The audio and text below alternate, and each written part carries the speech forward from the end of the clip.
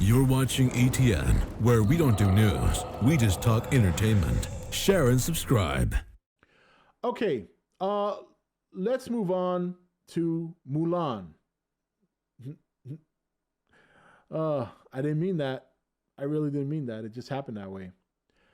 All right, so Mulan released on Disney Plus for $30 over the weekend. I have no interest in watching this movie.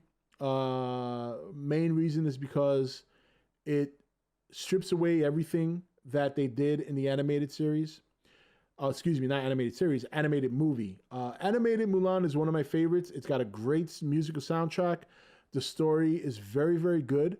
You see Mulan start as someone who knows nothing about military and training and works her way to gain the respect of her peers simply because of what she can accomplish on the battlefield, simply because of her natural leadership, leading by example.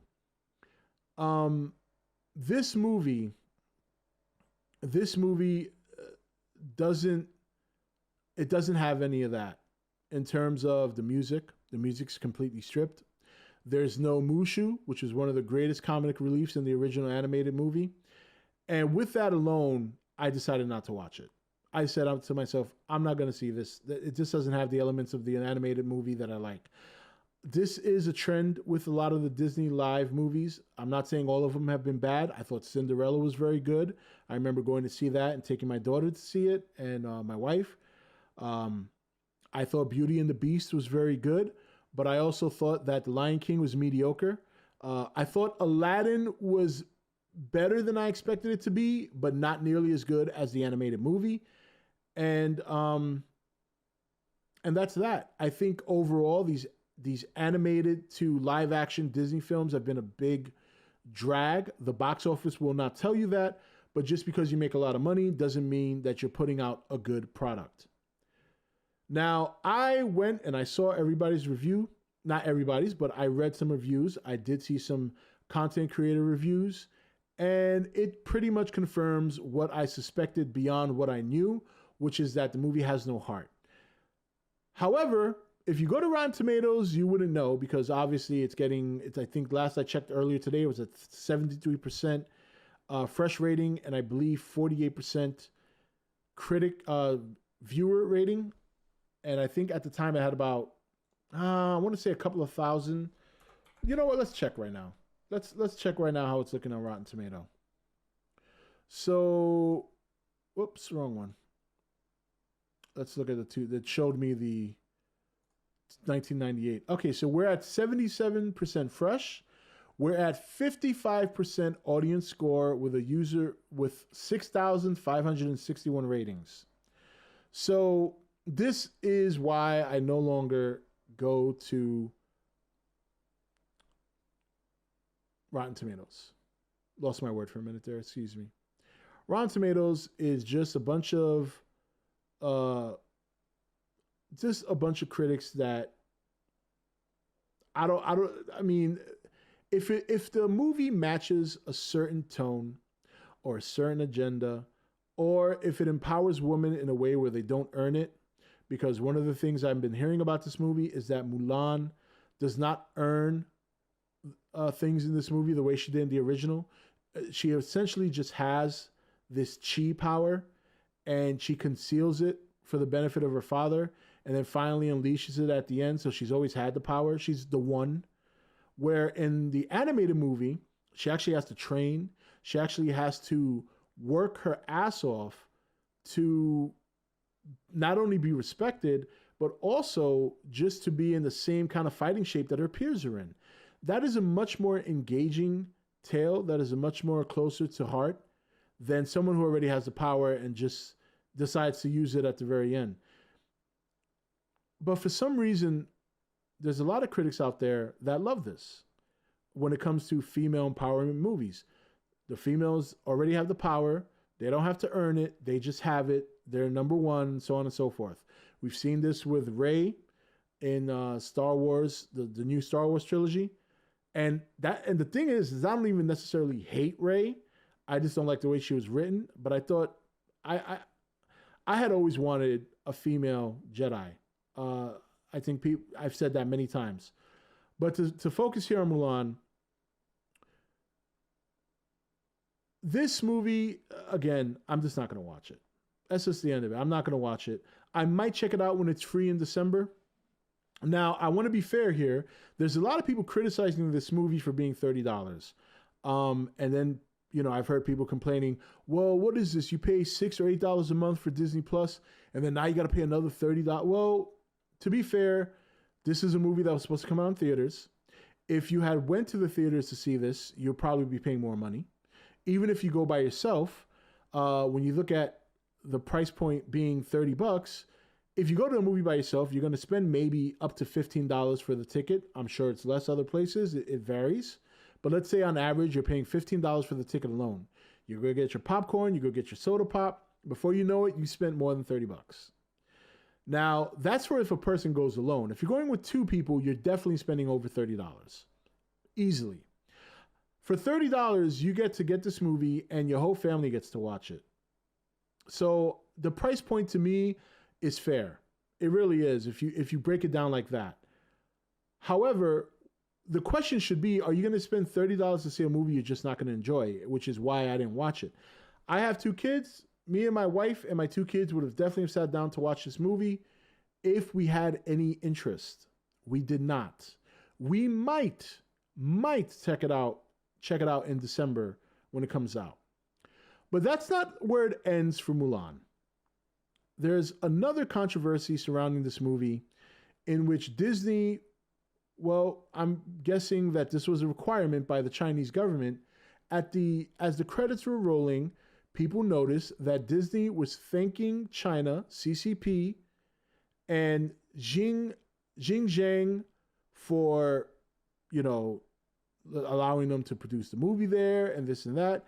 And now it's been confirmed that they filmed some scenes in this city in China. The problem there is that this is where there have been a lot of human rights issues. Now, I know there's a lot of people, before I get into this, because I already had this discussion earlier today with someone on the Nation Facebook page. I know you guys hate politics. I get that. This is why I have the Rob Talks channel. There are going to be instances, and it's going to be very common, and I've decided, this is not, my headphones just turned off, and I decided going forward, if there is any entertainment-related news that happens to have drippings or crosses platforms with politics, I'm going to address it. I just want to be forthcoming about that. Should have mentioned that at the beginning, but I want to be very clear now. I'm not going to tiptoe around entertainment-related topics that happen to have political jargon or political incisions within it. I'm not doing it anymore. That's it. That's how I'm going to run this channel. That's how it's going to be going forward. So if you don't like politics in your entertainment, don't get mad at me. Get mad at the people who keep forcing it down your throat. Because this is where we are now. This is another reason that I made this decision going forward, because it alienates me from talking about certain big entertainment topics that happen to be surrounded by politics. In this case, some sort of foreign policy. This is a very common thing happening in Hollywood right now, and not just Hollywood, even gaming, okay? Where it comes to a lot of these companies are tied to China in terms of distribution or in terms of filming location. In this case, obviously Mulan. We've had tournaments in the past, gaming tournaments, where Chinese players or players from Hong Kong have expressed support for Hong Kong democracy. Then they get banned. This is a Blizzard story that happened last year, where Blizzard banned a Hong Kong player for saying, free Hong Kong. He didn't get any winnings. They booted him off. They banned him. Again, these are things happening within entertainment now. And it's not only going to be related to China, it'll be related to other topics. That's just how it is, guys. This is it. If you don't like this, then you got to speak up. And don't speak to me, because I'm not the one that can change it. Only your voices can. Okay, moving. So I just wanted to get that out of the way before we get into this. So Disney apparently filmed some scenes out there. This is the place where a lot of Muslim minorities have been taken into concentration camps.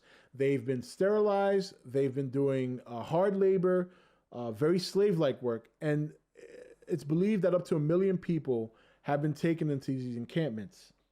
So the idea that Disney is thanking this very city and the law enforcement there that has actually taken these Muslim people into custody in these concentration camps, and then on top of that, actually filming at these locations. There's even a rumor, I haven't confirmed this, so I just want you to know that this is not confirmed. This is only something I've heard, so it's pure speculation.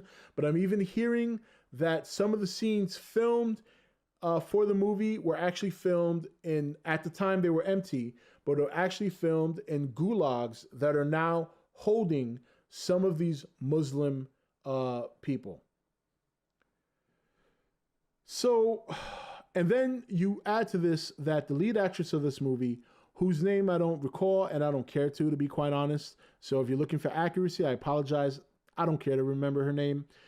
Spoke out against democracy in Hong Kong, spoke in favor of what China was doing. That got her a lot of bad press when it happened last year, and it has resurfaced, obviously, this past weekend as the movie has been released. It is going to be very hard for any entertainment industry to break away from China. It is not something that's going to happen overnight. It's something that will have to happen from the companies, no matter how much people boycott. And I'll tell you why. China will continue to pay and invest in companies here for a multitude of reasons. Number one, possibly good business practice. Probably is. I'm sure it is for them. Number two, to keep tidings and connections here. That's what they want. And as long as a lot of these companies are making a huge profit there, there's no motivation for them to leave. It doesn't matter how much you boycott. Literally everyone and their mother would have to boycott for it to happen. And we're just not there yet because this country in and of itself is divided, even in terms of entertainment.